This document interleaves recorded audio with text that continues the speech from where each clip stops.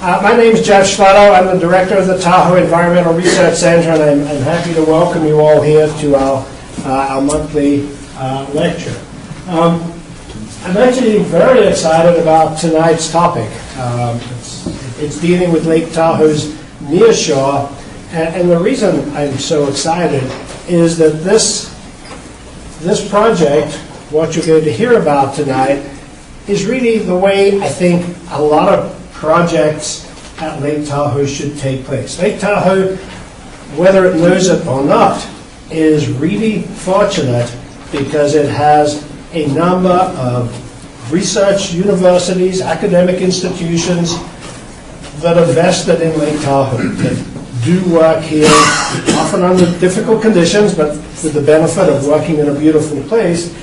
And we don't often get the opportunity to work hand in hand with each other and with the agencies. And this was a case where this actually happened, with funding from the federal government and working with the agencies who are responsible for the Nearshore. Three institutions: Desert Research Institute, University of Nevada, Reno, and UC Davis-Turk worked together, and it was great. It was wonderful, and I think the product that came out is something that was needed. It's not the end of the story. It's really just laying out a plan of where agencies need to go and the potential role that research institutions can play in that. So, as I said, multiple institutions were involved. Dr. Alan Havett led the process. We drew straws, and he got the short straw, and so he had to sort of do a lot of the organizing of this study. But it was great. So we're going to have Alan introducing the whole project, and then we're going to have the different elements of the project described by different speakers. So Christine Nagai-Ryan will be talking about the part that UNR did. Scott Hackley will be talking about the parts that, not the parts of the report, but the area of expertise that UC Davis led. And then Alan, again, will be talking about the DRI roles and responsibilities in the plan. So with that, I should mention that Alan is a graduate of UC Davis. And in the true spirit of Charles Goldman, he was one of the finest students we've ever turned out. Any student that Charles ever had was the finest student. So with that, Alan, thank you.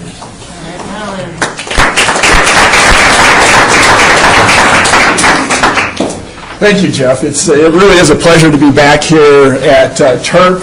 Turk was my home for quite a while, and it was actually my home when I was back in Tahoe City, and the lab was in Tahoe City. And I used to joke that when I worked in limnology on the Orinoco River in Venezuela, in the middle of the jungle, we had a better lab facility there than we did in Tahoe City. But thanks to the work of a lot of fundraisers at UC Davis and the donors here collectively in the community in California and Nevada, you now have this facility here. And we all draw on the incredible capabilities and expertise represented here in the Tahoe Environmental Research Center. And I really appreciate the hand that Jeff and his colleagues have extended to all of us as research colleagues to come here and work with them and to work with partnering institutes to look at some of these really important issues here that are relevant to us locally and regionally. Lake Tahoe is certainly considered one of the premier global environmental assets, and it's our responsibility ultimately to sustain the quality of those assets.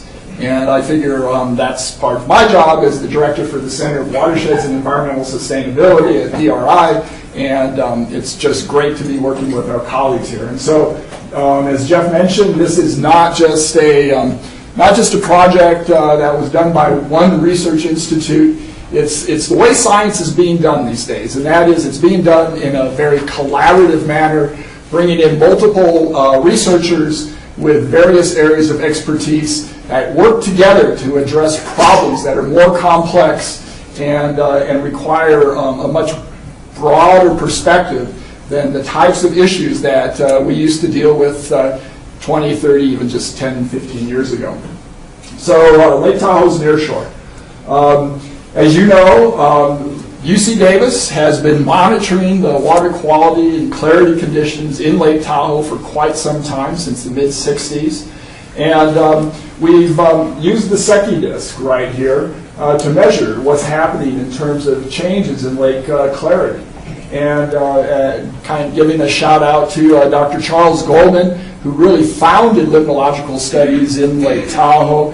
I'll show you a slide towards the end of this presentation that shows the long-term trend of Secchi. And it always amazes me that with a very limited amount of data, only a few years of data, he was willing to step out as a scientist and say, things are changing here, they're changing quickly, and they're not changing for the better, and we need to address this problem.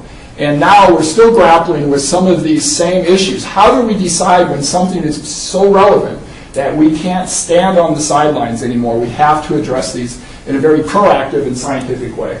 So this is the Nearshore. This is something now that we're beginning to address more actively, in part simply because we've made a lot of progress in addressing the clarity in the mid-lake. If you've seen recent clarity profiles, you can see that it looks like things are starting to improve. Now, to some extent, the jury may still be out, but I think the consensus amongst the scientists is that the statistical evidence is starting to show that we're actually seeing some improvements in conditions in Lake Tahoe. But the Nearshore is something that we have never addressed in a very integrated and comprehensive manner. There have been little studies that have been adopted and they've gone on for a couple of years here and there, but there's never been a comprehensive, integrated approach to addressing what is happening and what is changing in the Nearshore. And so we collectively, again, the agencies here in the Tahoe Basin, the scientists knew that this was an issue. We were looking for the opportunity to address this. And with the SNPLMA funding that came in courtesy of the federal government, we were able to address, as part of that program, the SNPLMA program, we were able to address nearshore conditions. And nearshore is important because that's the area that most visitors and residents experience when they come here. They look at what's happening in the lake, they go down, they kayak, they swim. They really have a visceral experience with the nearshore. Not so much with the mid-lake, unless you're kind of high up or you go out on the MS Dixie or another boat and you actually experience the mid-lake, which I recommend. But the nearshore is what most of us know. And there have been increasing complaints over the years from the public. Even the scientists observe that things are changing. You know, anecdotally, oh, my grandfather was here and he remembers that there was no slime on these rocks, you know. And it's like, well, we hear this, but what do we do about it? What does it mean? The problem is that despite this increase in stakeholder interest,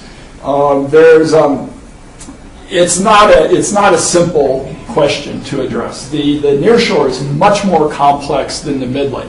And that's why, frankly, most of the work was done in the mid-lake to begin with. The funds were limited, the knowledge about the lake was limited, so we focused on the mid-lake because that integrates everything that's happening around the nearshore, everything that's happening in the watersheds, comes into the lake, it all gets mixed up, and if you're tracking what's going on in the mid-lake, you can say something relevant about what's happening in the lake. But we didn't know what was going on in the nearshore. And anecdotal accounts just aren't sufficient to base any sort of restoration program or monitoring program on. So we developed this project to look at the nearshore in a comprehensive and integrative manner. And as Jeff mentioned, it represented the collaborative contributions from multiple research institutions, as well as direct interaction with representatives from all of the water quality agencies working here in the Tahoe Basin. NDEP, Lahontan Water Board, Tahoe Regional Planning Agency, EPA. And so this project really represents the collective effort of nearshore scientists from multiple institutions, as well as technical agency representatives from the various agencies working in Lake Tahoe. This is our project. We finished the project in October of this year, and we've done a few presentations since then. The report was published in October, and it really summarizes what we were able to pull together in terms of information and the assessment and evaluation of that information. So this was not a project designed to go out and collect new data. This was a project that was designed to collect available data and to bring it together in an integrated sense and look at it in terms of what it tells us the lake used to be like, whether it's changing, and what conditions are like now. And to kind of give you the punchline, the fact is we don't have much data on the nearshore, so we can't say much about what trends are, but we can give you a snapshot in time in terms of what things are like now. And there's very few metrics or variables that we can actually say anything about in terms of change over time. So we were asked to kind of look at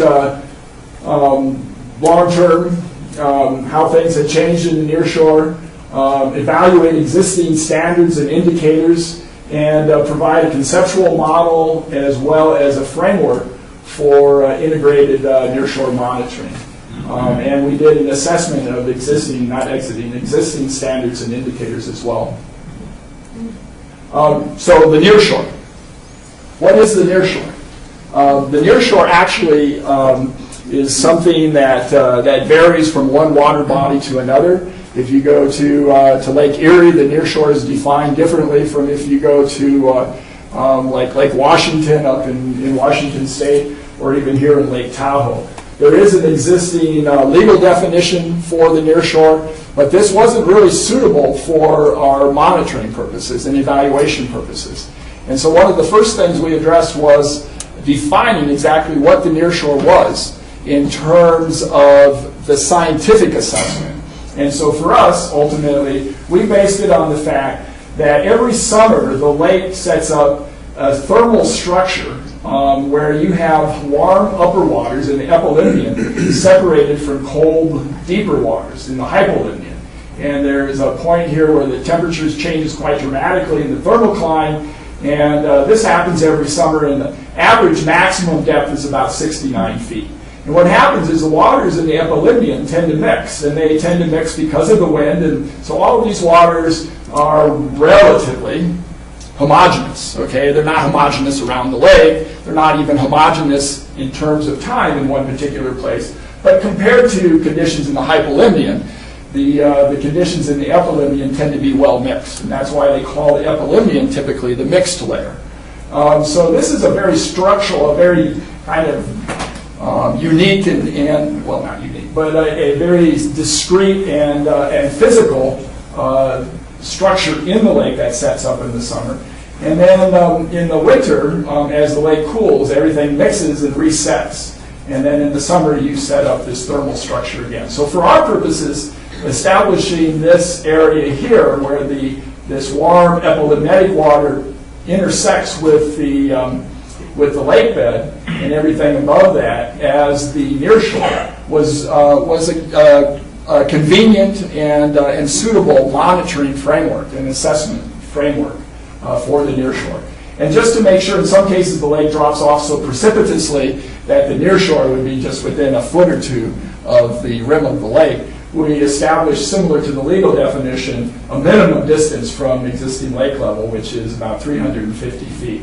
And so what that looks like here is shown in Incline Village. So we're up, where are we? We're probably up right there, somewhere right about here. And so you can see this is the purple line is the 69-foot depth contour. So that's the nearshore. This yellow one is the legal definition for nearshore. It's the 30-foot contour. You see this just kind of smooths things out a little bit. Over here, though, on the east shore, you can see where that 350-foot horizontal extension reaches out further than either one of the depth contours, simply because it drops off so quickly. And then over here by Kings Beach, we have quite a shelf, so the nearshore actually extends out some distance from the rim of the lake. So that's the nearshore. And these are the factors that affect the nearshore.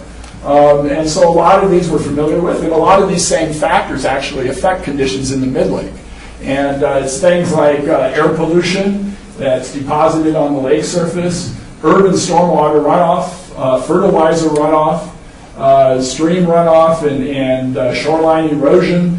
There are a few things that are unique to the nearshore that are different from the mid-lake, though, and that includes things like aquatic invasive species, cross currents, waves.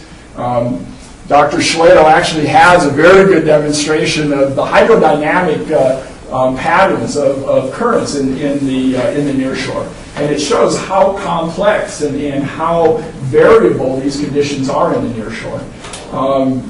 So all of these things tend to affect not only the nearshore, but ultimately out into the mid-lake as well. And so looking at these things, we can draw a conceptual model. So scientists love this because it represents all the different things that are really important in terms of the nearshore and how they interact, okay? Now, I'm not going to get into the details of this, but it's meant to show you that the nearshore is not a simple environment. It's a very complex, heterogeneous environment. And there's a lot of factors that interact in the nearshore. Some of them we can control, and some of them we can't control. And ultimately, they all affect things like clarity and trophic status, and we'll talk about those here momentarily. So here's some examples of what are uncontrollable drivers. Things like wind and wave action. That's not something that we can control, but it definitely resuspends sediment in the nearshore. Vertical mixing, sunlight, upwelling events, all of these things are important drivers of conditions in the nearshore and contribute to that heterogeneity and that variability that we find in the nearshore. These are examples of controllable drivers. Things that we're actually addressing now in the Tahoe Basin through the programs that the agencies have implemented. Things like street sweeping of impervious surfaces, stopping erosion, and infiltrating the rainfall, reducing vehicle emissions, limiting the use of fertilizer so we don't have so much fertilizer running off into the lake, and trying to control the aquatic invasive species introductions. Really big problem here now, not just in Tahoe, but globally. All right, very briefly, I wanted to talk about existing standards. When we started, one of the primary reasons the agencies wanted us to do this project is because they had over 60 different standards, existing standards, that were potentially relevant to the nearshore. And it's like, how do you sort through those? Which of those are really important? Which of those do we address? Which ones are superfluous to the nearshore? And our job was to look at these and assess those in terms of their relevance to the nearshore. And so we sorted them into different categories because sometimes they were similar, coming from different agencies. And we ended up with about 38 different categories that were distinct. And then we looked at these in terms of whether they were relevant or not to the nearshore, not only for monitoring, but also for management. And so some of these are important and some are relevant. And the ones that are important and relevant, then we carried forward as a subset to help define the basis for monitoring.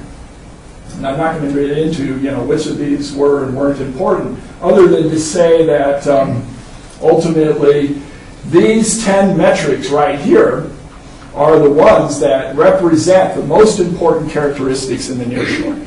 And they contribute to things like lake clarity, the lake trophic status. Lake trophic status is how fertile the lake is, how much algae will grow in that water. The community structure, what lives there, what types of plants, what types of animals, and then ultimately conditions for human health as well. Whether there's any harmful microorganisms, pathogens, toxins. And so these are the metrics that are most important to monitor in the nearshore. These are the metrics that are considered response metrics. These are the ones that are particularly sensitive to changes in the nearshore because of what's happening in the watershed and the airshed, or species introductions. And so they're going to be an early warning indicator, the canary in the mine, if you will, for changes in the nearshore. And they allow you to track trends and to say something about status. And ultimately, then, these all lead up to what we want to see in terms of desired condition in Lake Tahoe. And so those same 10 metrics are represented here, just kind of showing you pictorially how those things are related. And so at this point now, we're going to talk a little bit about each one of these indicators, because if you notice back here, we had these 10 metrics derived from these existing standards, and each of those metrics then contributes to what we consider kind of a cumulative indicator, and then ultimately each one of those is evaluated as an indicator of condition in the nearshore. And we're going to have Christine Nagai speak to you about trophic status, in particular about phytoplankton and, about community structure, aquatic community structure. She's going to talk about macroinvertebrates and fish. And then after Christine, Scott Hackley, who works here at UCD, he's been a long-term scientist with Turk. He's going to talk a little bit about the trophic status indicators, in particular about paraphyton, because paraphyton is the one metric that we actually have a fairly decent record of monitoring data for. And then I'll come back and kind of wrap up with a little discussion about nearshore clarity. So at that point, Christine, if you want to go ahead and...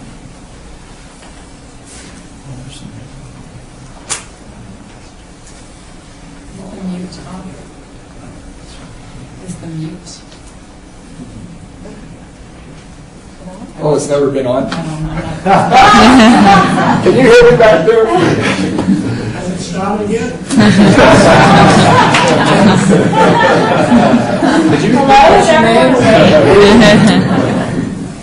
So as Alvin said, I'm going to, whoa, it's really loud. Sounds good. This is sounding loud. I'm going to talk about the Nearshore Community Structure Indicator, and the work that I'm going to present is not just, I didn't do it all by myself. My PI, Dr. Steve Chandra, my colleague Annie Harries, and Tim Caldwell has all put in time to put this part of the report together. So we touched on a little bit about what is community structure, right? Community structure essentially describes what lives in a community. So we have plants, we have insects, macroinvertebrates, and animals, fish, in this case. And to talk about measuring community structure changes, we need to introduce the idea of biological integrity. This term first came out from the Clean Water Act in 1972, and essentially what this is a measure or a comparison of sort of how pristine an ecosystem is in terms of what's the current quality of an environment compared to its natural original state. And in the core of this idea is community. What makes up a community? We need to find out who lives in the community and how do they interact. What are the functions of these community members? How do they perform?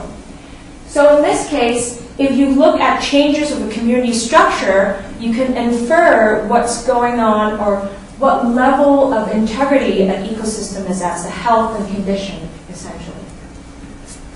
So who lives in Lake Tahoe, in the nearshore of Lake Tahoe? A lot of exciting things goes on, biologically speaking. We have algae, zooplankton, we have macrophytes, which Scott's going to talk about. We have benthic invertebrate. Crayfish is part of that, even though it's big. It's in the same category as these little insects at the bottom. We have native minnows, which are generally the smaller fish. And then we have the big predator, which are desirable species that are naturalized, so our trout species. And then we also have non-native species, for example, like this evil largemouth bass. So we know who lives in Tahoe. Now we want to know how do they interact, right? That will tell us, in a way, show you what the relationship is going on in nearshore and also reflect what's going on in the environment. There's a lot of arrows going on. This is mostly reflecting where the energy is going, right? If you look from the bottom, you have the algae, the primary producer, feeding the primary consumer, zooplankton, and some of the benthic invertebrates and the macroinvertebrates, such as crayfish. And then you move on to the second level, the secondary consumers, which are fish, and the smaller fish, and also bigger fish, which these might be considered tertiary consumers, and then we have us, right? These big species have recreational value to us. It can be our food, and it also can be, occupies a lot of our playtime living here. The community structure indicator, we are primarily focusing on these metrics. So we're focusing on the secondary and the tertiary consumers in this community. First of all, we can look at benthic invertebrates. The reason why we're looking at these is if you think of in a community, these are sort of relatively the long-term residents in the area. So if you live in Tahoe for 20 years, you'll notice that the nearshore has changed. So by looking at what's going on with them, you can hopefully tell what's happened throughout this time series that we can look at. But the key thing is, what Alan has pointed out, is we really only have snapshot records of these. For example, benthic invertebrates. Really the structured, high-quality studies have been done in the 60s, and then it was done in 2000, around 2000. So there's a 40-year gap. What is benthic invertebrate? Right? I'm sure a lot of you are familiar with this picture. Springtime, summertime, all these midges flying in front of your face. They're actually really important members of a community, and a lot of these aquatic invertebrates actually live most of their life cycle in water, and then they emerge out into terrestrial. So they're considered aquatic invertebrates because part of their life cycle is in water. When you look at benthic invertebrate, looking at the composition, distribution, and abundance, you can group them in sort of two general groups. One's considered sensitive species. In this case, these are pictures of Tahoe stonefly and the blind amphipods, and they are endemic to Lake Tahoe, so you can only find them in Tahoe and nowhere else. They're the true locals. And they're really sensitive to environmental change, and I think some of the audiences have actually helped collect some of these. The Tahoe stonefly primarily live in deeper water, so they're not really in the near shore, but I just want to show that we do have sensitive species that are unique to Tahoe. And this is a picture, this is really cool, I just want to talk about it. This is a female stonefly, and we just found that they actually carry their own eggs and have live birth. And it's apparently told by my colleague that it's very rare in the insect world. So that's really cool. So we have the sensitive species. We also have general species, which are the midgets that flies around in your face. They are actually used in a lot of places to measure biological integrity because there are a lot of species and they range in their tolerance to stress, to environmental disruption. So by looking at the composition of the different species of midgets, you can sort of judge what condition your lake is at. So you have midgets that prefer pristine, clean water, like the general impression you get of Lake Tahoe, oligotrophic lake. You have midgets that are more generalist, so they can withstand a variety of environment. And what we've found by just those two snapshot studies from the 60s and in the 2000s is that the composition back in the 60s used to be mostly species that prefer pristine oligotrophic environment. And now you have the composition completely switched to more generalist species. And these sensitive species, their population has dropped 99%.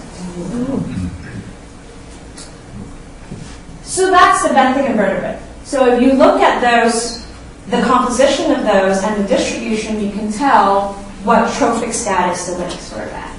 Now we have the mobile consumers. What are considered mobile consumers? Fish and crayfish. And why are they considered mobile? Because they move a lot. And when they move around, they use different microhabitat, right? They live in Kings Beach for a little bit, move to Incline, and then go to South Lake. And what you can tell from their structure is that where do they prefer to go, and maybe those places are in better conditions, or what has happened to their numbers, maybe something has changed in their environment. And here we have the crayfish, which is a non-native species that were intentionally introduced. We have native minnows, and then we have the top predators. And part of the top predators also involve the aquatic invasive species, right? If you think about nearshore, it is the entry point for aquatic invasive species that are coming from outside of the area. It's usually transported by humans, and how do humans enter the lake? Through the nearshore.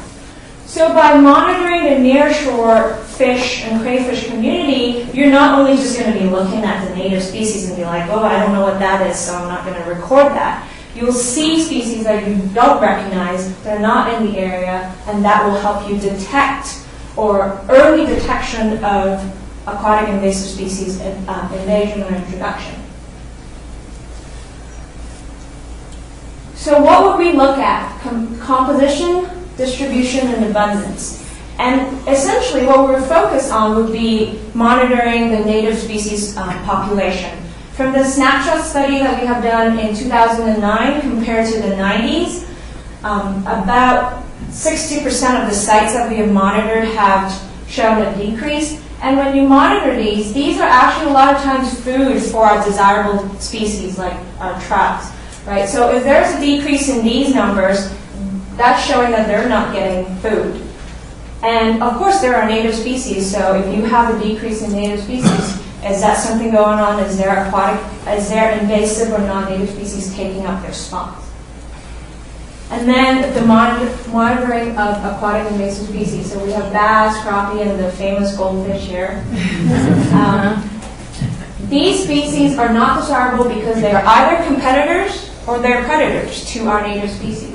So monitoring them is also important. And then we have the crayfish. What the function of crayfish in this ecosystem is still to be determined, but based on research from other species, from other places compared to what we have here, and also, again, snapshot studies, we have shown that there is about a 60% increase in number of crayfish in general in the lake.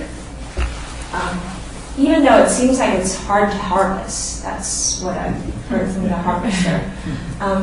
What they do is they're a very effective consumer. They're essentially your lawnmowers for the lake. So they can consume large amount of macrophytes, which are habitat for those sensitive species, for those cute little insects that live in the bottom of the lake. And also they are preferred desirable food for largemouth bass. When we open these stomachs, a lot of times we find crayfish. So they're supplementing non-native species, and they are disrupting native species. So monitoring their distribution and abundance is also important to help us figure out what is going on in the nearshore. And are crayfish introduced? Crayfish was introduced intentionally as a food source for our desirable species that are also non-native, but they're desirable. And I think I'll pass it on to Scott to talk about the macrophytes.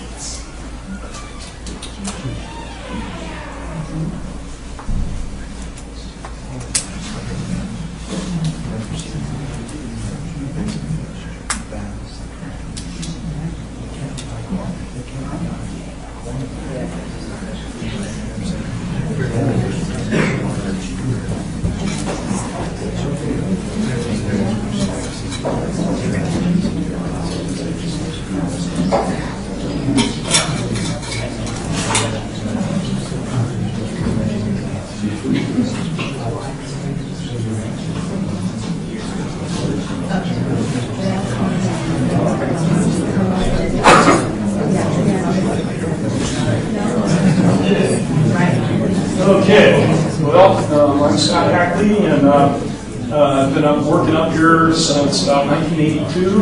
And tonight I'm filling in for John Reuter, who started the paraphyton work with Stan Lowe, and they started that in the early 1980s. And paraphyton is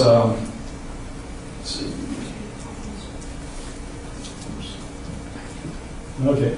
So paraphyton is the attached algae. It's the algae that grows on the rocks along the nearshore, And it's a real visible indicator of change in the lake. It responds to nutrient inputs, nitrogen and phosphorus, and so when you get the real heavy inputs of growth along shore, that's an indicator that there might be a pretty good source of nutrient inputs. And there's many other factors that contribute to the growth of periphyton. And so back in the 1960s, it was one of the most visible indicators of change that Dr. Goldman recognized. And so he started some periphyton monitoring in the early 70s offshore.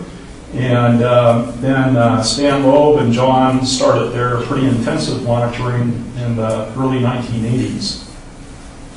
And this just shows different areas where it grows and different types of algae. Okay, so again, it has a long history of study, so there's a pretty good database that's been developed. We currently have 9 routine monitoring stations that I'll get out and monitor with Brant Allen, and we'll go out 5 times a year. We'll monitor pretty intensively during the spring. We'll monitor 3 different times. That tends to be the time where you get the peak spring growth. And then we'll monitor the lower baseline growth at other times of the year. So the sites with the stars are routine sites, 9 sites that we monitor 5 times a year.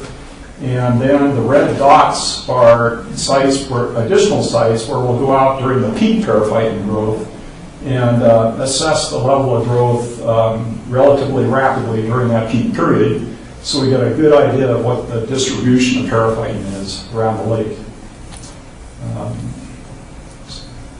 Okay, so in different areas you'll see different amounts of growth. It isn't uniform around the lakeshore. This shows Sugar Pine Point, a rock or a boulder offshore, and often there's not a lot of growth there. It's off of a state park, which is a natural area. And the stream, General Creek, which comes in there, is more of a natural type stream. So this site tends to be a little bit more pristine. Going back in history, back in the early 80s, however, there was a period where it was a little bit heavier growth. Then this is where you get into the really heavy stuff, and this tends to grow along the northwest shore from Dollar Point on over to Pineland. And so this is a site, it's actually just a little bit north of Ward Creek. And this is a type of algae called Gomphoneus. It's a tiny diatom. It's called a stalk diatom. And it's a tiny algae cell that grows on the end of a thick stalk. And all those stalks wind together to create this tangled, feathery mat of algae. And it gets very heavy in certain areas in the spring. So we'll monitor there. Ward Creek is one of our highest sites where we get the heaviest levels of growth. And our routine site, Pineland, it is also very heavy there, in Tahoe City. So periphyton responds to inputs of nutrients, nitrogen and phosphorus. Just like you put fertilizer on a lawn, the natural, or both human-induced nutrients and natural-induced inputs of nutrients cause the algae to grow along the shore. And so there's many possible sources, both man-caused and natural sources. Some of the man-caused are, there's old septic leach fields in certain parts of the lake close to the shore. Those may still be releasing nutrients. Stormwater inflows from the urban areas, they drain off the roadsides and carry nutrients directly into the lake. Stream flows, fertilizer usage that can both run off the land and also enter into the groundwater and enter into the lake that way. So we're identifying different sources of nutrients through part of the both the TMDL efforts and the EIP restoration efforts. And this is an area where we're trying to assess what are the sources of nutrients and other causes of the periphyton growth, and hopefully, ultimately, parse out the different contributions of the different causes of periphyton growth, identify the major ones. Okay, so this shows some of the average, or the peak, I think this one is the peak growth per year at four different areas around the lake. Two of the areas, Pineland and Tahoe City, are areas where you have more urban development and more of a history of development. And so those are shown in the yellow and the green, and those tend to show higher periphyton growth. Sugar Bottom Point is an area more pristine and tends to be less, you get less periphyton growth. And Zephyr Point on the southeast shore also you tend to get less growth, a little bit less heavily developed. Okay, one of the things that we do in the spring, John Reuter came up with what's called a rapid assessment technique to monitor quickly the levels of periphyton along the shore. And what it is, it's called the Periphyton Biomass Index. And it's basically assessing what the percent coverage in a certain area is with periphyton, and multiplying that times the filament length, or the height of the algae above the rocks. And so you multiply the height in centimeters times the percent coverage area, and we do this at a set depth of 0.5 meters in the nearshore. And so we'll come up with a periphyton biomass index at each site, which is a level estimate of the level of growth. And then we'll do that at 40 to 50 sites around the lake, and then we'll pick out maybe 30% of those. Will also assess the periphyton chlorophyll A, which is a measure of biomass. And so we have a physical measure, then a rapid assessment of the levels. And so back in 2009 to 2011, John developed a survey, which we had out here at Turk, where he had these photos placed up on the wall. The levels of, or the biomass index, which are these numbers here, weren't there. So it's just the photos. And then we had a paper survey where people could tell us which level they felt was aesthetically not pleasing. Under which level would you feel comfortable getting in the water and swimming around? I mean, it wouldn't bother you too much. And then if you were doing a surface water sport, which level would you be comfortable with? Or which would be just, totally unacceptable to see in the Tahoe Nearshore. So behind the scenes, we knew these numbers for each of these photos. And so it goes from very, very low growth on through moderate growth to a high level of periphyton biomass index. And so we got over 100 responses, and then John did the statistics and looked at various responses. And so what he came up with is that most people found that the acceptable condition would be a periphyton biomass index of 0.5. So that would be between these two biomass indexes there. That's what most people felt was aesthetically acceptable, and that's what they like to see. One of the, if you, let's see, general aesthetics, avoid area, general aesthetics. Let's see, okay, trying to figure this out. So this one here, avoid water contact. So if you're using the water, you're wading in it, you're swimming, snorkeling, or whatever, a level a little bit higher than 0.5 would be acceptable. Anything below that, and if you're using it for kayaking, other surface water sports, then a much higher level would be acceptable. You're seeing the attached algae down on the bottom. And when it gets very nasty above a level of 1, it appears that people still find it okay. But avoid area general water or general aesthetics. I think just the whole general picture, if people found 0.6 would be acceptable. So, okay, so this survey just kind of points out that we have both scientifically collected data that we're using to assess the level of periphyton growth. We have hard numbers for those, the peak spring growth and periphyton growth through time.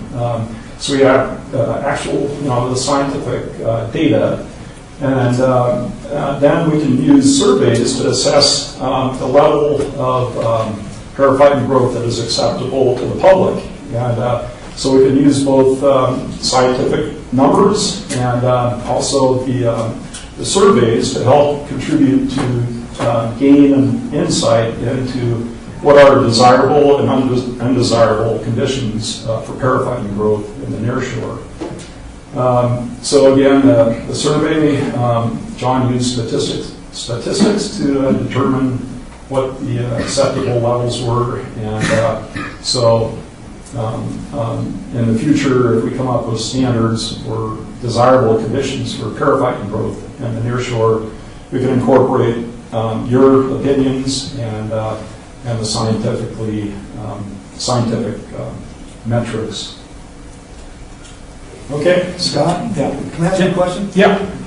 In my experience over the years, I've seen more periphyton growing on the eastern or on the western shore of the lake, Yeah.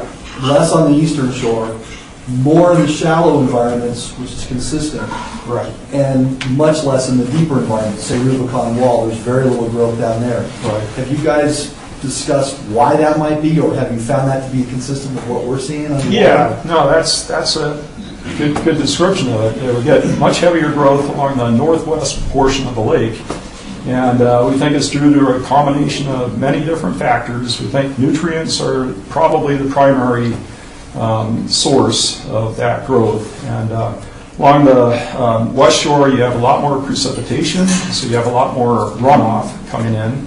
So it's carrying a lot more water and a lot more nutrients. And the currents flow that way in the summertime. Is the nutrient feeding of this being pushed? Do you guys know? Have you? One of the things we'd like to look at more is how the currents impact the nearshore periphyton growth. Okay. There's big gyres in the lake, and then there's smaller currents along shore. So where that water is derived from, how it's moving along shore, and other things are the stream inputs, urban inputs, and on the east shore you don't have that heavy precipitation, you don't have a lot of stream inputs. Groundwater, you don't have a lot of groundwater sources over there. But the algae varies with depth on the rock, so up in the upper part of the rock you have a rapid colonizing algae. Can take advantage of changing nutrient conditions and grow really fast. And then down below you have a different community, it's called a blue-green algae, and it's like a brownish encrusting algae, which is really slippery. So when you get the lower lake years, where the lake level draws down, sometimes you'll get that blue-green algae right near the surface. And on the east shore, during those drought years, sometimes it will get pretty heavy over there. You'll get that blue-green algae, then a green filamentous algae can come in on top of that. And, so the way the lake level fluctuates also plays into how the algae grows. Yeah. I'm sorry, I'm going to cut in here so we can finish up this, and then we'll take questions afterwards. Okay. Thanks, Scott. Thanks. I would like to point out that there's considerable value in having long-term researchers here in the Tahoe Basin, because people like Scott and Christine can address your questions specifically in terms of their experience and their knowledge working here in the Tahoe Basin. So that's something to be valued, and that's a very significant local asset that I think we don't appreciate sufficiently. I'm going to finish up with our third indicator here, which is water clarity, nearshore water clarity. And so this is the one where we're looking at turbidity, light transmission, the amount of chlorophyll or suspended phytoplankton in the water.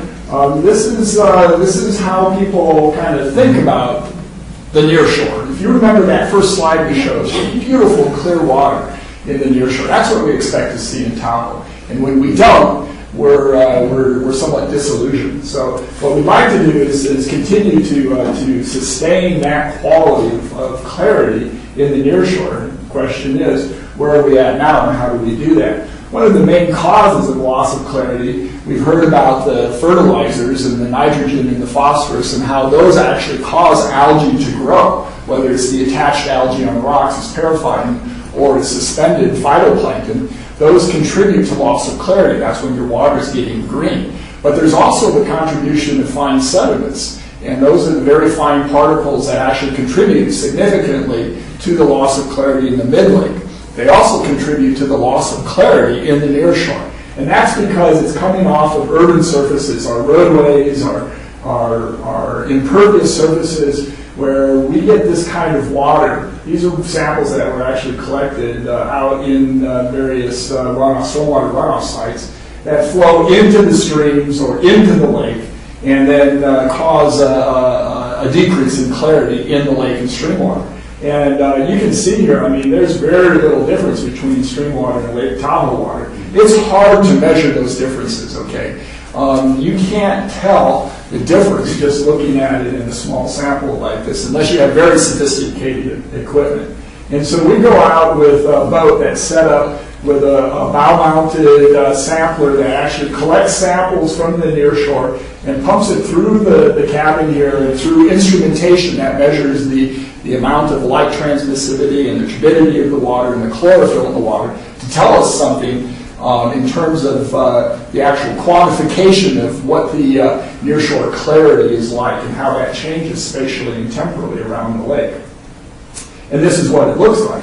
And so you can see here, for example, in terms of light transmissivity, that there are very localized places where you do see these decreases in clarity associated with things like nutrient inputs that also cause the periphyton growth, as well as fine sediments coming off with stormwater runoff from our urbanized areas. And they cause a loss of clarity in different parts of the lakeshore. And this is a very valuable tool, because just like looking at the periphyton now, we can look at places that actually are showing decreased clarity or degradation over time and see those and pinpoint those as hotspots. Those are areas where we have problems. We want to go back and look up into the watershed or look into the nearshore, see what factors are contributing to the deterioration in those areas. So one of the things that got me thinking about nearshore was how to establish some sort of a standard. We had long-term data from the mid-lake in terms of lake clarity with the Secchi disk. So we were able to say something about, what we wanted to see in terms of lake clarity in the mid-lake. But how do we do that for the nearshore? We don't have this record of long-term clarity monitoring in nearshore. We've only been doing it for a few years. We didn't have the equipment to do it much sooner. And so we have to figure out how to establish some sort of reference condition. What is it we want to see? And it's sort of like what Scott was showing in terms of the periphyton, from being very clean, very clear and nice, to being something that's just like it's a picture out of the monster from the Black Lagoon. I wouldn't want to get into that water over there by Sunnyside. That's above my PBI threshold, I'm sorry. So, we need to find and decide kind of collectively as a community, on what level of condition we're willing to accept here in the Tahoe Basin for all our nearshore conditions, whether it's for parafighting, whether it's for clarity. And to do that, we also need some sort of sense of like where we're at and maybe where we could be or where we were historically. And I decided, well, okay, there is a way we could do that, because Mark Twain was here, all right? Mark Twain was here in 1861, one of my favorite authors, all right? And he describes floating around the nearshore in northeast Lake Tahoe in the summer of 1861. And the water was so singularly clear that the boat seemed floating on air. Yes, where it was even 80 feet deep. Every little pebble was distinct, every speckled trout, every hand's breadth of sand. The water was not merely transparent, but dazzlingly, brilliantly so. 1861. This is before the Comstock logging. Mark Twain had the good fortune to be here before any of this change happened in the Tahoe Basin. He caught it in its pristine state. But you go, all right, Mark Twain. Great author, but boy, did he ever exaggerate, you know? He was always making up things. That frog never jumped that far, right? Well, okay. I think, you know, if you want to talk about nearshore clarity, he's talking about something like this or like this. I think he's referring to something more like this. And if you read his book, he actually sent us a message from 1861, because he didn't only talk about the nearshore clarity right here. He also talked about the lake depth, talked about the distance around the lake, he talked about the altitude above sea level, all right? This is what he wrote in Roughing It. This is what we know now. This is what the difference is. He was within 20% on each one of those other metrics that he documented in that book. Where did he get his name? Mark Twain. Where did that come from? Right. Right. It's a leadsman sounding depth of 2 fathoms. And he was a steamboat pilot. He needed to know how deep the river was when he was cruising upstream in the Mississippi over shoals and shallows. And so depth was really important to him. And when he says he was fishing and he could see that the fish at 80 feet was not taking his bait, and that's what he says in his book, it would be very easy for him to measure out what 80 feet is, all right? I think he was sending us a message by giving us these accurate numbers about how far he really could see in the nearshore in Lake Tahoe. He could see 80 feet. This is 40 feet, all right?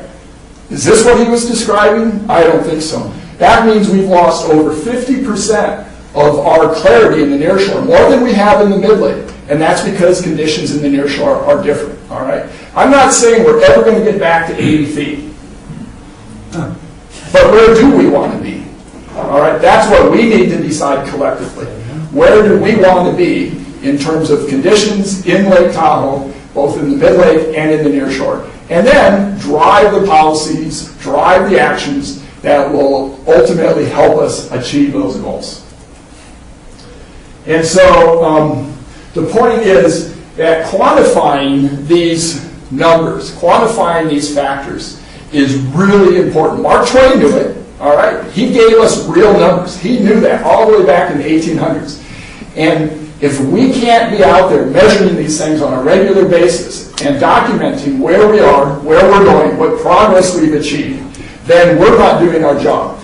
And we need your help to do that job, all right? Do you have any idea how hard it has been for UC Davis to sustain this long-term record of SECI measurements in the mid-lake?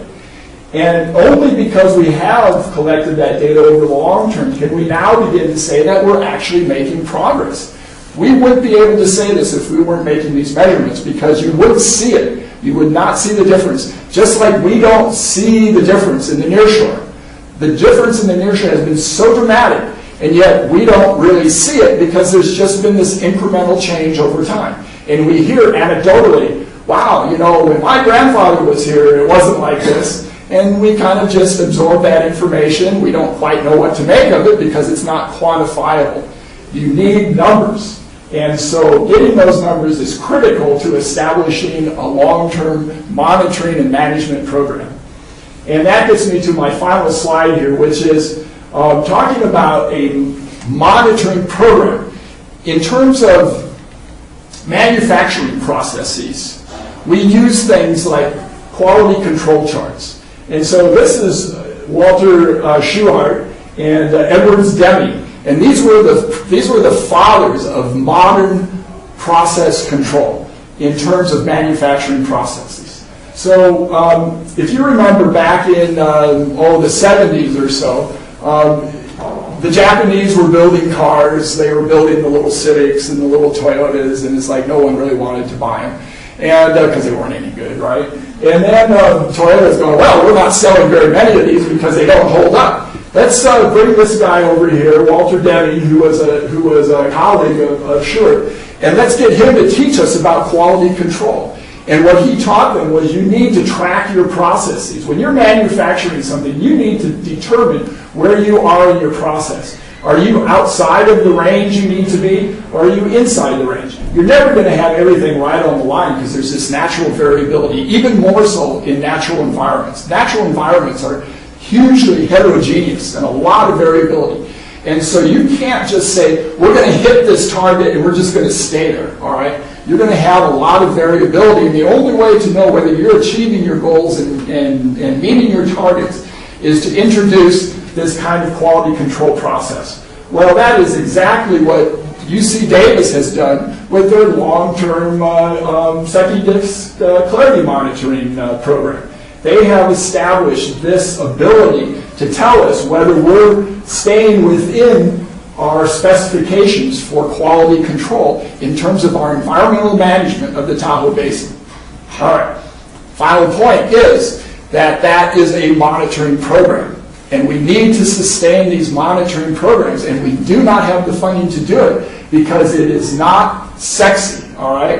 Everyone wants to see capital projects. It's a lot better to put in a bike trail and do something that's visible, because we can all point to it and say, hey, look, we've done this, right? But you can't actually say what's going on in terms of achieving your goals in terms of like nearshore clarity or mid-lake clarity unless you're going out and measuring it and monitoring changes over time. And that's what we need to do here in the Tahoe Basin.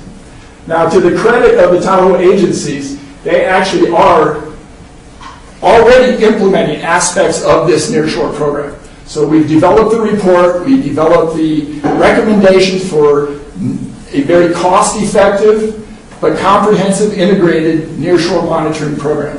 And the agencies are really struggling to implement this and to investigate some of these hot spots in the nearshore where we know conditions are particularly bad. Why are they bad? And so we need to help them do that. Write to your congressman, write to your representatives.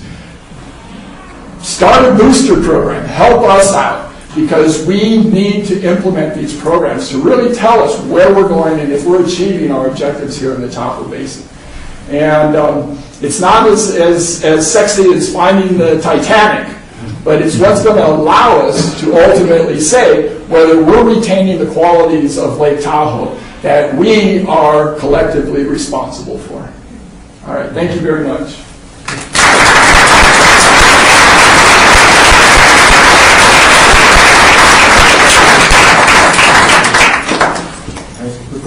Yep. What role does the granite that's surrounding this lake for millions of years, what part does it play? Because I've been here since the mid-'80s. I'm a docent at Thunderbird Lodge, so I've been on the lake a lot. And I know this lake being millions of years old, we have all this granite. What role has the granite played in the clarity of this lake? I assume a huge role. Well, just granite, common sense wise, I'm just used to coming from a common sense. We see this lake millions of years, we have all this granite surrounding us.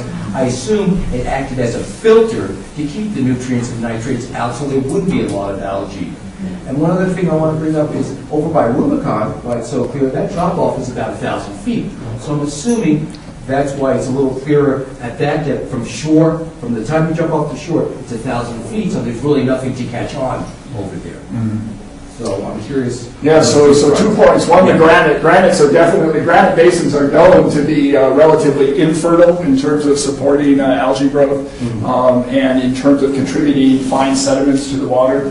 That's why your glacial lakes, your glacial cirque lakes tend to be so clean. If if you go up hiking in desolation wilderness, those lakes are really pretty clean, and that's why, in large part. I mean, you still get atmospheric deposition coming in, but in terms of runoff from the landscape and percolation through the subsoils, you don't get as much as you would in other lake systems, in other basins. Right. And then, yeah, certainly in terms of proximity of the deep lake to the near shore, you get more mixing, just because even though you have that thermal isolation, there's still upwelling events, and there's things that contribute to kind of mix those waters along the edge. So places where you have very steep drop-offs typically will be better transparency, less parafine, unless there's something contributing directly right at that location. Of course, it's something that we are aware of. Yeah. Okay. And a question, this is primarily for Scott, but so Scott, there's one point you had was possible sources for nutrients.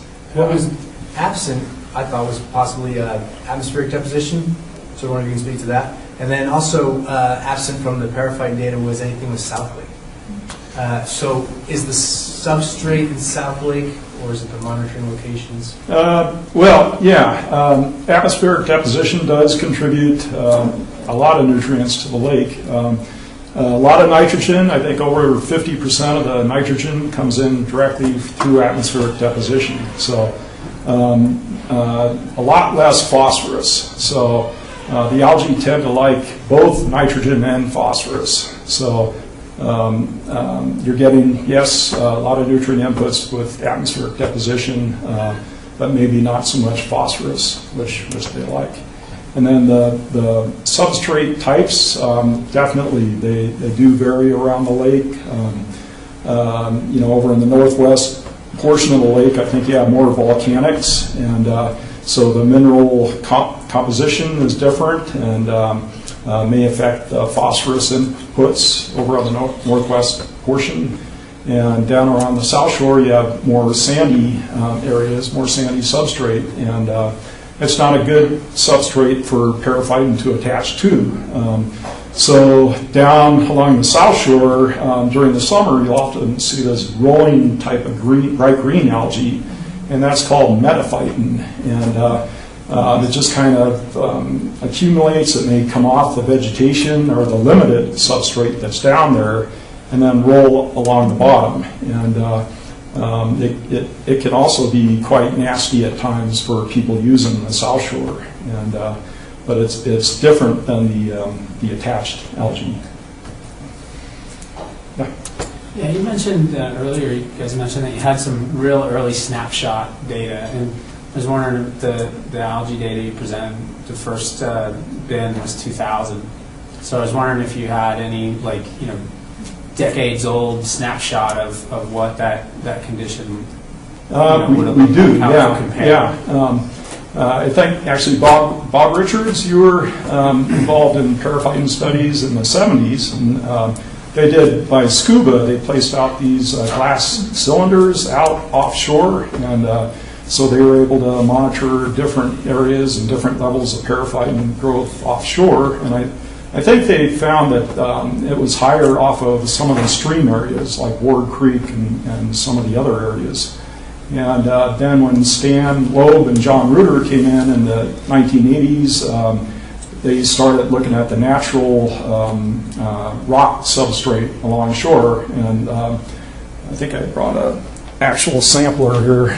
It's they're able to use these paraphyton samplers, basically a couple of syringes, and use a brush and scrape the algae right off the rock and collect it. And so they looked at many different areas and found again that Pineland, Ward Creek area was high back in the early 1980s. And so we do have baseline data going back then from the rock substrate. Do you have a feeling how it compares now to then? Off the Pineland area, over the past 10 years, it looks like there's an increasing amount of growth. But if you go back to the early 1980s, there was a period of high growth back then too. So It's a little bit hard to say there whether it's increased through time, though the recent trend is that it is increasing. But there's I think Tahoe City was showing a little bit of a decreasing trend, and I think, well, those are the two that come to mind. But the paraphyton data hasn't been continuous. We went through about 1985, and then we stopped, and we picked it up again in 89 through 92 and did some monitoring. And then from 2000 on, it was pretty consistent. So a good record. So we do have data from back then. Yes. First, I want to thank you for your work and for providing some quantifiable data and insights as to what's going on in the lake.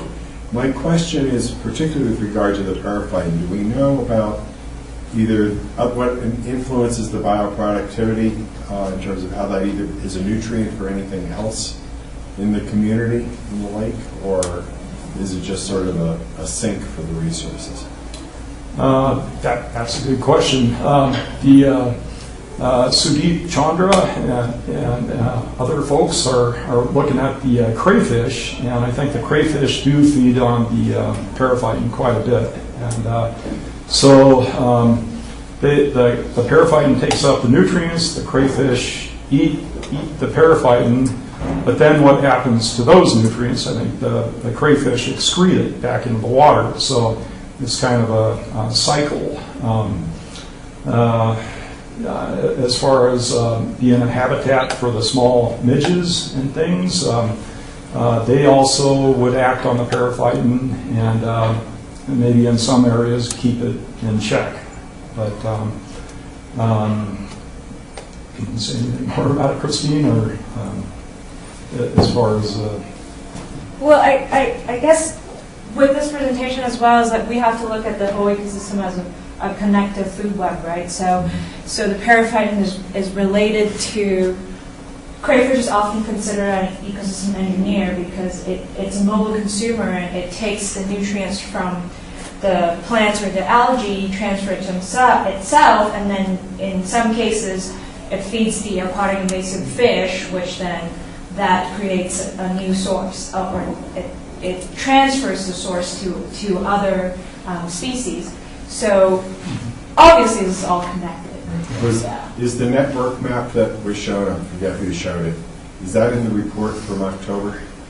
The conceptual model, the really big, yeah, it is. It is in the 130 pages. 400 pages report. The bulk of the report is actually focused not so much on what we talked about, but on the evaluation of the specific 10 metrics that we looked at. Alan, question? We got a few other people back here. Let's give a couple people a chance and we'll come back. Sydney? So just thinking about the nutrients in nearshore, I mean, LTEM's been doing stuff for a long time. Is the boat surveys you showed kind of filling in the gaps? Because, you know, there's a lot of sources in between each one of those creeks. You know, there's developments, there's ditches and stuff. And so is the boat doing that job, or is there other sampling needed? For the clarity? More for like identifying where more nutrients are coming in outside of just stream sources. Yeah, so that's an important point. We are not actually measuring inputs to the lake. The circuits around the lake in the nearshore are done at about the 6-foot contour, 6 to 12-foot contour. So they do reflect these localized inputs. However, we are not directly measuring those localized inputs. That is a subsequent step, a follow-on step, when you identify places that are particularly outside of what you would expect to see, or they're showing a trend beyond what is desired. Then you would look at what's contributing to that in that area. This also links up. Sources. Yeah, for sources. I mean, very important point. It's not, this program in no means is simply just to go out and look at what's happening in the lake. It's actually to identify opportunities to go and do something about it. But you don't just go and kind of shoot a shotgun at the map and hope that these restoration projects you're doing in their collective effect will provide benefit. You actually want to target your restoration projects to mitigate the largest impacts. And so this gives us an opportunity, whether it's with the paraphyton or the clarity or even with the community structure, it allows us to identify opportunities for high-value restoration projects. And it links up with other programs. There's the Regional Stormwater Monitoring Program and the stream monitoring programs, which also contribute that information and then ultimately link directly then to the results that we're getting in the nearshore. Now, I have to mention that outside of paraphyton, and even for paraphyton, this so-called monitoring program does not exist yet. What we're showing you is just the kind of collective bits of data that we've put together in a way that we can provide you a sense of kind of a complete picture. But this isn't because there's been any funded program to go out and do this on a regular basis. That's what we need, and that's why I can't stress enough that what you have here with UC Davis and with UNR and with DRI is a very unique collaboration and a very high value team and set of institutions that can provide that kind of information. And that doesn't happen in most places, and we generally do it pretty cost effectively as well. But programs like this seminar series wouldn't even happen outside of the support of our local community. So we really need your support to kind of keep these programs going, because they are it's not that they are no cost. They're low cost relative to what we're doing and the economic value that we pull out of the Tahoe Basin. If you had a swimming pool, you would spend that much and more on an individual basis just kind of tracking the conditions in your swimming pool so you didn't have excessive algae growth and start growing bacteria and stuff in your swimming pool. So we need to do the same thing for Tahoe. I was wondering if we have any studies or have been any studies, this is more of above the lake, but of nitric oxide from car exhaust? Yeah, there's been quite a series of extensive studies looking at atmospheric contributions to the lake. And it was an area where there was a lot of debate for several decades, actually, about how much was coming in and then how much of it was coming in from out of the basin and how much was produced within basin. And they've concluded now, ultimately, that most of the nutrients and most of the nitrogen, which ultimately forced the lake to shift from a nitrogen limitation to a phosphorus limitation, is coming from within the basin. So we're producing it here in the basin, driving, automobiles, wood burning, things like that. More of a programmatic question. You've been talking about what you would like to be doing, so I'm sort of hearing this as a very constrained program. Is there a definition of what you would like to do for a normal program, much less stretch goals, and what that would cost? We did not do that this time. We had done that in the past. The usual terminology is, well, what would the Cadillac be and what would the Yugo be? All right.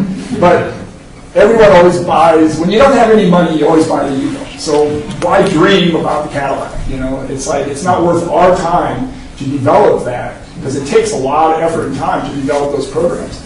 So we really focused on developing the bare bones kind of approach to evaluating the nearshore in a collective, integrated way that gives you the picture that allows you to do an assessment that is a complete assessment for the nearshore. And so there are a few minor things we're not looking at, but these are really the important response variables. These are the things that are going to respond sensitively and locally to changes around the nearshore. But it's a good question. We'd love to do a more comprehensive program, and in some ways we do, because if we have a monitoring program in place, like the long-term mid-lake clarity monitoring program, then as scientists we can reach out and bring in research funding from other sources and layer that on the infrastructure of what's already in place, and then do that at low cost. Whereas to do a research program without that kind of infrastructure in place to begin with, it's not attainable. So there are ways to do that. So one more question from State Parks. All right. You talked about phosphorus a little bit, and I've read that aquatic macrophytes can pull phosphorus fixed out of the sediment and release it to the water column and then die and decompose. So I was wondering what your sense is of increasing aquatic invasive weed beds in Tahoe are to the phosphorus level? Oh, phosphorus. Nobody wants that question.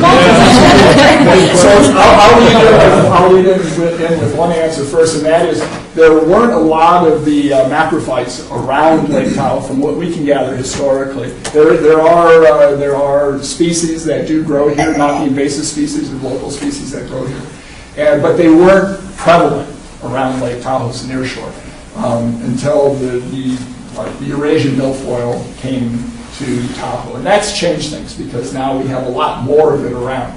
And they would both kind of function similarly, but now we have a lot more of the invasive actually colonizing the nearshore. Is that mostly on the South Shore, though? The milfoil? Mostly on the South Shore? There are patches in the North Shore as well. I mean, there's patches just right here in Crystal Shore, West Marinas, but it's the big populations are probably in the South Shore, in particular like the Tahoe Keys, where you can find everything there. Yes. So that would be an example where you see there's a high density of invasive aquatic weeds, which you can obviously see that the clarity there is a lot different from other parts of the lake where we don't see that. But I think it's a multiple level. There's also biological, fish species and all that there. Okay. One more quick question. Just quick. Philosophically, why not? You talked about trying to figure out what people want. Where are you going to put that bar? Why not put that bar as close to pristine as you can possibly get? Because no matter where the bar is, we're probably not going to get it. Well, that's the point, I think, is that we would like to put it somewhere where we can achieve our goals. And so, it's sort of like designing the Cadillac. Why design the Cadillac if you're never going to build it and no one's ever going to buy it? All right. So it's the same thing. Collectively, that's a valid perspective, and maybe there's enough actual motivation collectively, locally, to say we want it right there as close as pristine as we can get it within the range of what we think was historically relevant, and we're willing to pay for that. All right, so that's the thing. Maybe there's enough local incentive to actually do that and achieve it. But if you're not willing to commit to achieving it, then why put it there? That's my perspective. So if you don't ask people. Well, on that optimistic note, and it is optimistic, and I actually agree. If you don't aim high, then you're never going to get what you want. I'd like to thank our presenters for the work they put in tonight, and for the work that went into the work they presented tonight. I'd like to thank you all for coming. And see you next time.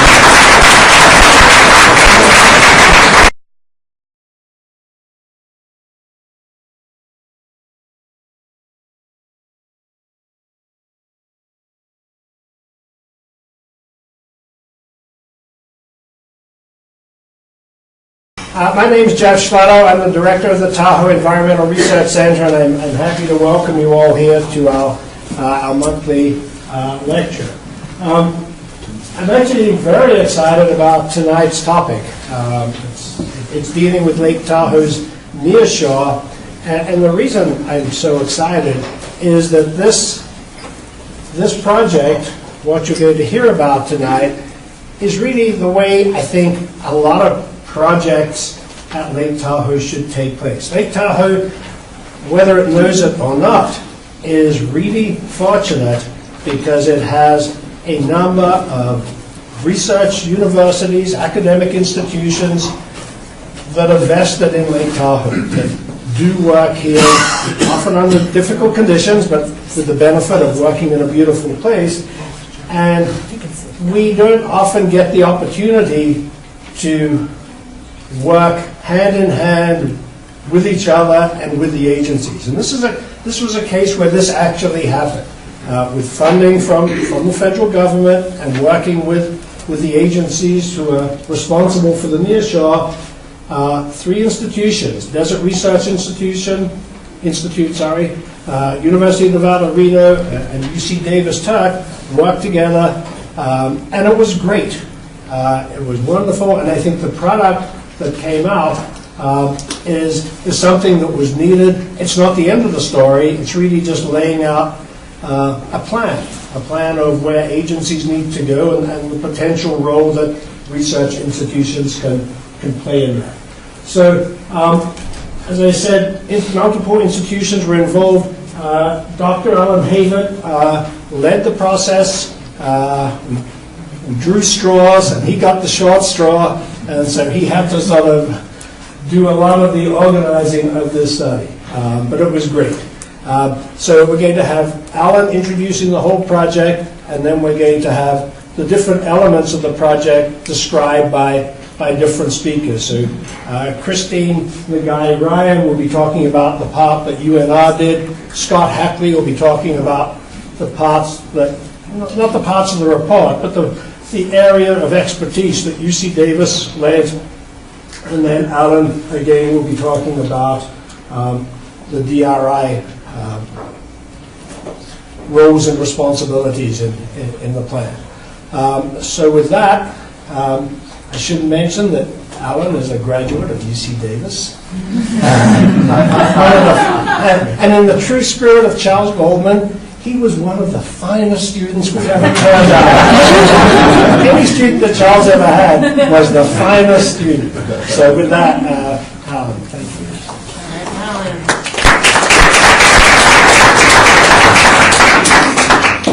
Thank you, Jeff. Here in the Tahoe Basin, NDEP, Lahontan Water Board, Tahoe Regional Planning Agency, EPA.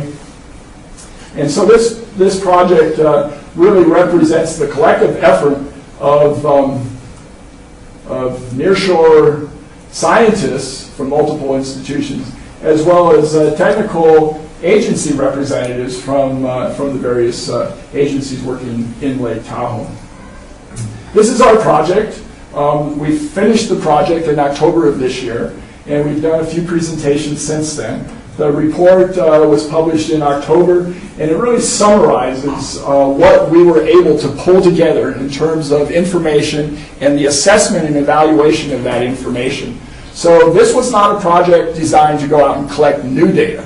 This was a project that was designed to collect available data and to bring it together in an integrated sense and look at it in terms of what it tells us the lake used to be like, whether it's changing, and what conditions are like now. And to kind of give you the punchline, the fact is we don't have much data on the nearshore, so we can't say much about what trends are, but we can give you a snapshot in time in terms of what things are like now. And there's very few metrics or variables that we can actually say anything about in terms of change over time. So we were asked to kind of look at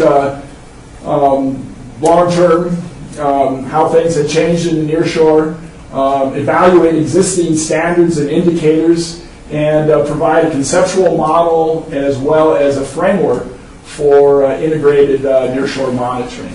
And we did an assessment of existing standards and indicators as well. So the nearshore. What is the nearshore? The nearshore actually is something that varies from one water body to another. If you go to Lake Erie, the nearshore is defined differently from if you go to like Lake Washington up in Washington State, or even here in Lake Tahoe. There is an existing legal definition for the nearshore, but this wasn't really suitable for our monitoring purposes and evaluation purposes.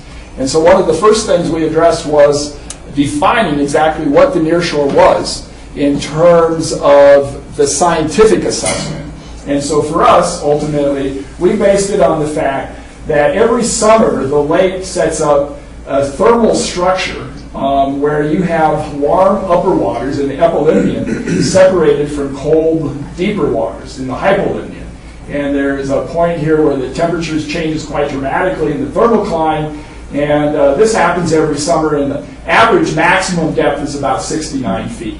And what happens is the waters in the epilymnion tend to mix, and they tend to mix because of the wind, and so all of these waters are relatively homogeneous, okay? They're not homogeneous around the lake, they're not even homogeneous in terms of time in one particular place, but compared to conditions in the hypolymnion, the conditions in the epilymnion, it really is a pleasure to be back here at Turk. Turk was my home for quite a while, and It was actually my home when I was back in Tahoe City, and the lab was in Tahoe City. And I used to joke that when I worked in limnology on the Orinoco River in Venezuela, in the middle of the jungle, we had a better lab facility there than we did in Tahoe City. But thanks to the work of a lot of fundraisers at UC Davis and the donors here collectively in the community in California and Nevada, you now have this facility here. And we all draw on the incredible capabilities and expertise represented here in the Tahoe Environmental Research Center. And I really appreciate the hand that Jeff and his colleagues have extended to all of us as research colleagues to come here and work with them and to work with partnering institutes to look at some of these really important issues here that are relevant to us locally and regionally. Lake Tahoe is certainly considered one of the premier global environmental assets, and it's our responsibility ultimately to sustain the quality of those assets.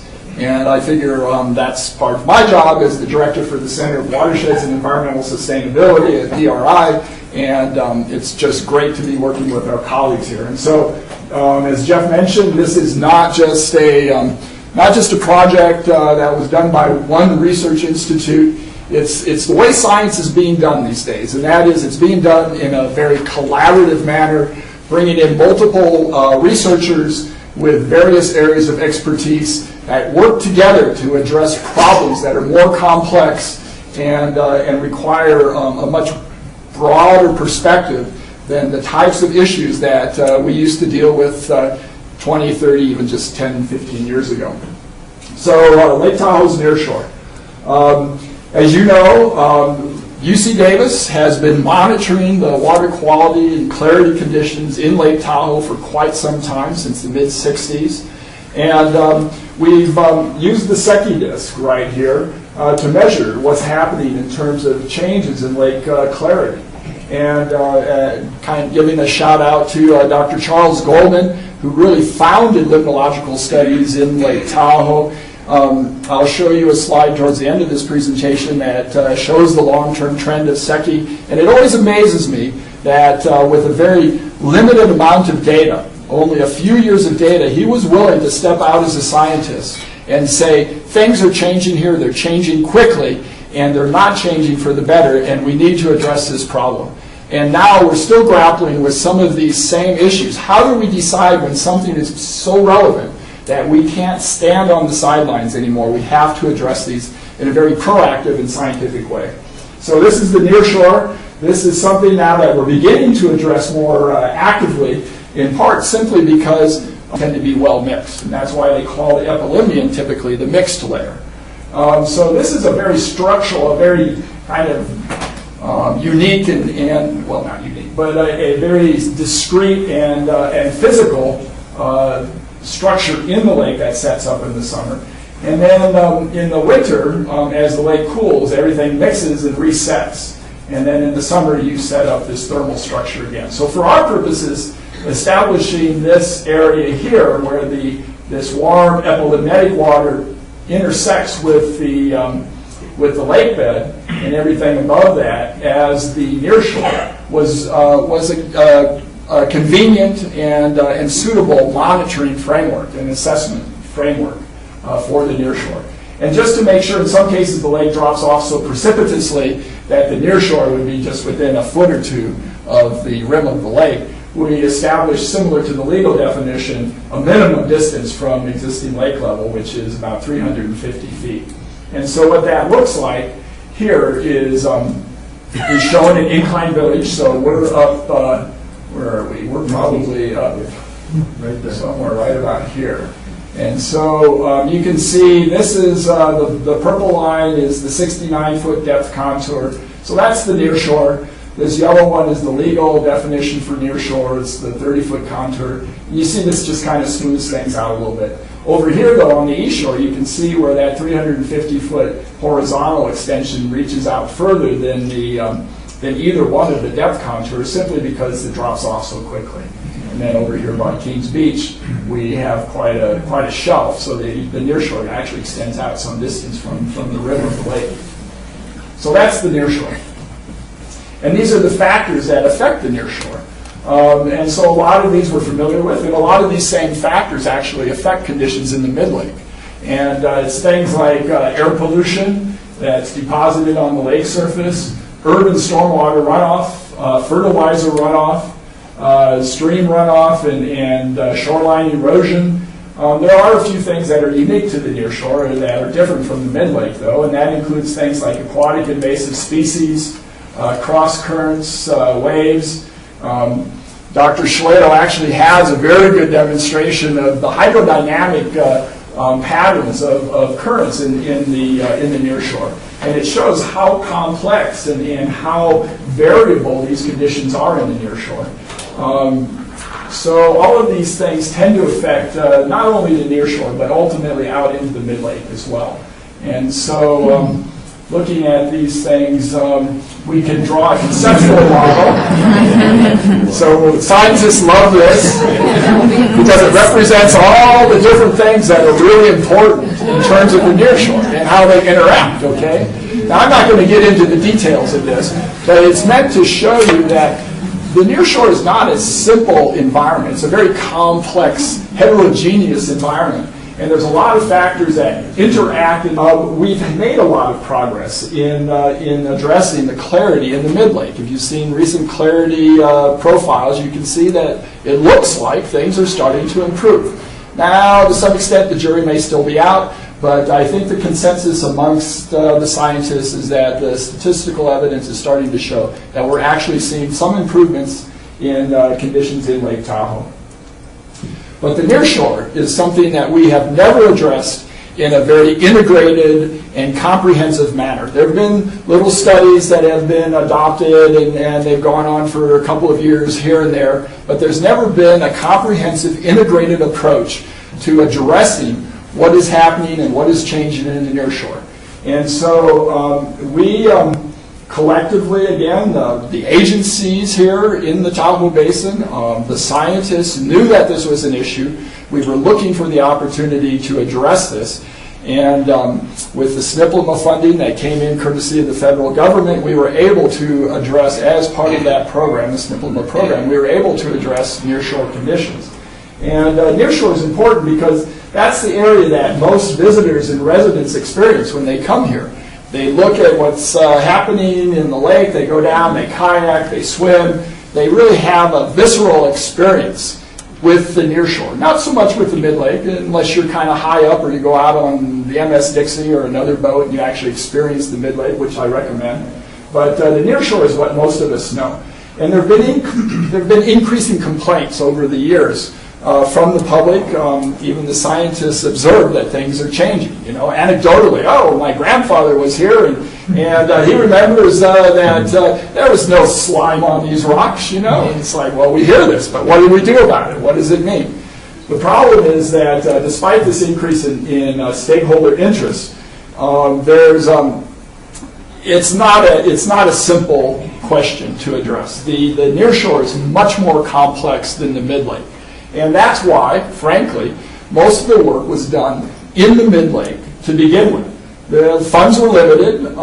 The knowledge about the lake was limited. So we focused on the mid-lake because that integrates everything that's happening around the nearshore, everything that's happening in the watersheds, comes into the lake, it all gets mixed up. And if you're tracking what's going on in the mid-lake, you can say something relevant about what's happening in the lake. But we didn't know what was going on in the nearshore. And anecdotal accounts just aren't sufficient to base any sort of restoration program or monitoring program on. So we developed this project to look at the nearshore in a comprehensive and integrative manner. And as Jeff mentioned, it represented the collaborative contributions from multiple research institutions, as well as direct interaction with representatives from all of the water quality agencies working